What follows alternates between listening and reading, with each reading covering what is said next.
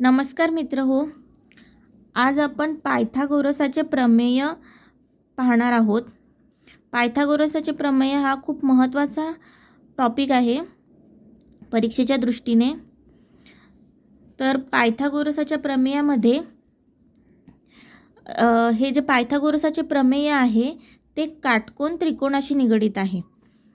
तर काटकोन त्रिकोण कशाला म्हणतात, तर ज्या त्रिकोणाचा एक कोन 90 अंशाचा असतो, एकच फक्त, त्याला काटकोन त्रिकोण असे म्हटले जाते.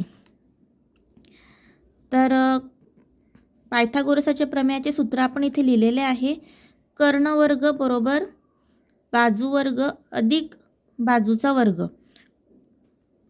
कर्ण म्हणजे काय ते थोडक्यात सांगायचं झालं तर कर्ण म्हणजे काटकोन त्रिकोणाच्या समोरची बाजू. म्हणजे ह्या त्रिकोणामध्ये काटकोन बी आहे, तर त्याच्या समोरची बाजू म्हणजे कर्ण AC, ही बाजू म्हणजे त्रिकोणाचा कर्ण होय. तर कर्णाचा वर्ग बरोबर एक बाजू, म्हणजे आता उदाहरणार्थ आपण घ्यायचं झालं तर जर एक बाजू 4 असेल, 4 सेंटीमीटर, आणि दुसरी बाजू 5 सेंटीमीटर असेल, तर 4चा वर्ग अधिक 5चा वर्ग.